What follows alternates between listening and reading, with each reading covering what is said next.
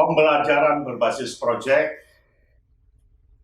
jika didengarkan sangat enak, tetapi jika dilakukan susah untuk penerapannya. Nah, sekarang kita akan masuk ke metode pembelajaran berbasis proyek. Audio Jungle. Audio Jungle. Assalamualaikum warahmatullahi wabarakatuh. Banyak metode yang bisa digunakan untuk pembelajaran berbasis proyek. Dan yang paling jelas yang bisa dipadukan itu adalah pembelajaran berbasis masalah, pembelajaran berbasis kelompok, pembelajaran berbasis norma, aturan, etika, pembelajaran berbasis proyek itu sendiri. Dan di dalamnya juga ada pembelajaran berbasis inovasi. Nah, semua akan terkoneksi dalam pembelajaran berbasis proyek. Apa saja metode yang terkait dengan pembelajaran berbasis proyek? Yang pertama, pembelajaran berbasis masalah. Metode pemecahan masalah ini menjadi bagian dari pembelajaran berbasis proyek. Karena yang pertama, siswa akan memunculkan pertanyaan-pertanyaan dari proyek yang akan dia lakukan.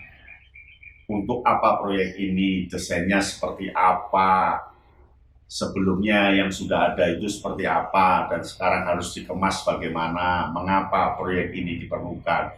Itu berbasis masalah. Jadi metode berbasis masalah berarti harus dikuasai oleh guru ketika dia melaksanakan pembelajaran berbasis proyek, berbasis masalah.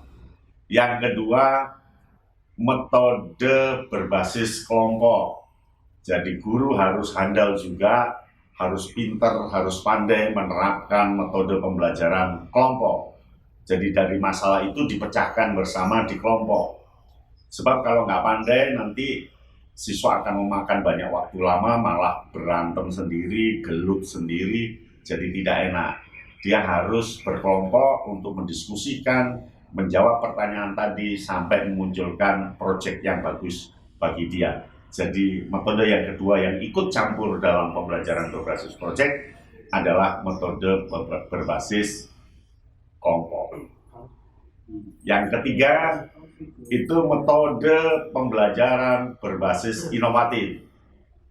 Jadi anak ketika dalam proyek dia akan melakukan pembelajaran inovatif, yaitu inquiry. Jadi melakukan uji coba, tes awal, tes kedua, tes ketiga, uji coba 1, uji coba 2, mungkin rusak, perbaiki lagi, rusak, perbaiki lagi.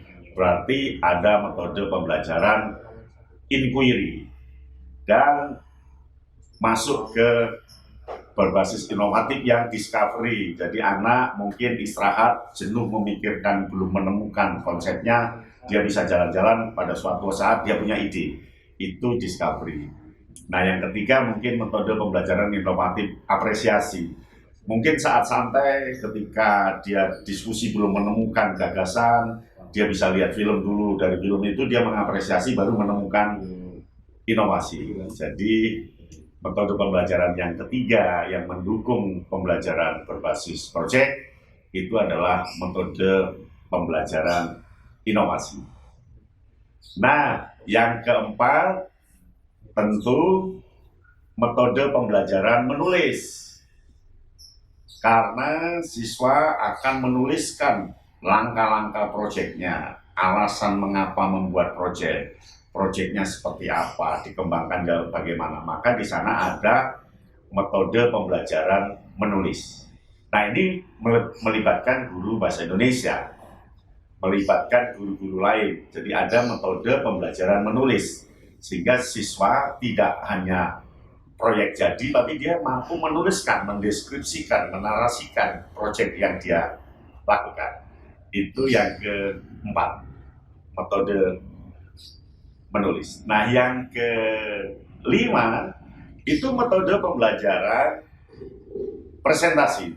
Jadi metode pembelajaran berbicara.